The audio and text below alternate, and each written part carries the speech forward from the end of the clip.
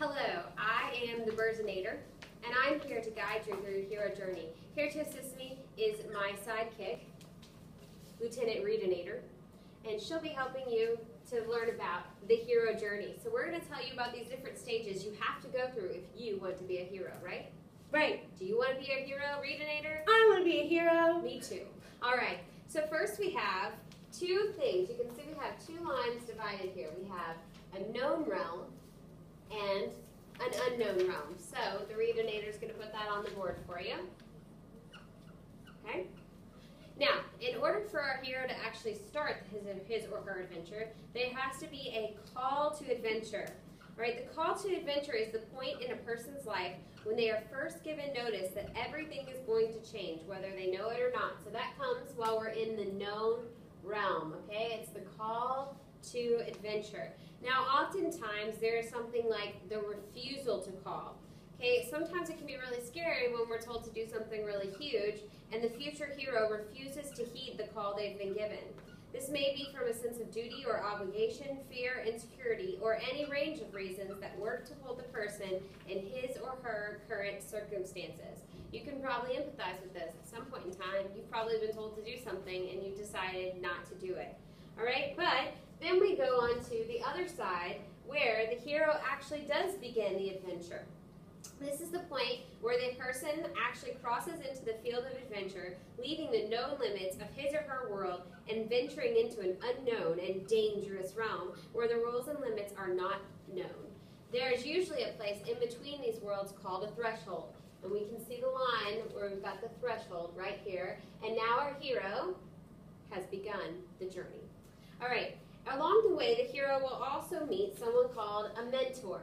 All right, this supernatural aid will assist the hero in his or her journey and teaches, but more likely allows the hero to discover that which was inside the hero all along. Some of you might be thinking of some of these types of characters from your favorite movies or books.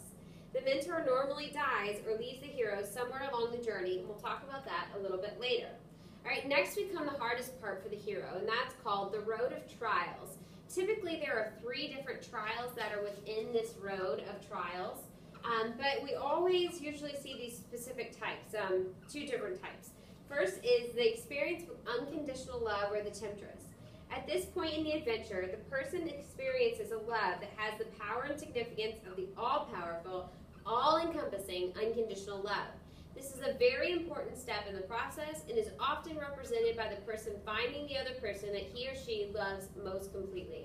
Alternatively, the hero meets a temptress, someone or something that tries to induce the hero into abandoning his or her quest. Probably you're thinking of something right now from your favorite book.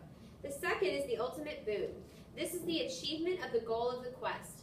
It is when the person went on the journey to actually get it. All the previous steps serve to prepare and purify the person for this step. Since in many myths, the boon is something transcendent, like the elixir of life itself, or a plant that supplies immortality, or the Holy Grail. All right, so the ultimate boon is that point of achievement. All right, and next we have something that's a little bit sadder while we're still in this unknown realm, and that's usually when we leave the mentor behind. Okay, so we've got leaving the mentor on our hero cycle here. And this is the point where the hero or the mentor either dies or seeks to serve some other purpose and leaves the hero on his or her own. That's usually followed very closely by something called the refusal of the return. Oftentimes the hero is reluctant to return home. Things have changed so much for the hero because of all that they've gone through and because of these people that have impacted his or her life, that home seems like quite a different place and they're reluctant to go back. But then we have the rescue from without. Just as the hero may need guides and assistants to set out on the quest, oftentimes he or she must have powerful guides and rescuers to bring them back to everyday life, especially if the person has been wounded or weakened by the experience. Or perhaps the person doesn't realize that it is time to return, that he or she can return, or others need his or her boon, that being that they could use that heroism back in the known realm. All right, so that's when we actually have the crossing back into the known realm, is that rescue from without. It transitions us back to home, where the hero has become the master of 2 worlds. All right, the trick is to retain the wisdom gained on the quest, to integrate the wisdom into a human life, and and then maybe figure out how to share the wisdom with the rest of the world. This is usually extremely difficult for the hero. Heroes often have difficulty resettling into their earlier home lives, but when they do, they become the master of two worlds, and thus the hero in both worlds. So we started with the call to adventure. Once we began our adventure, we saw many good things happen. We had a mentor figure who led us to our trials, which led us often to leaving the mentor, refusing to return. Then we came back to our rescue from without, where the hero came into being a master of two worlds,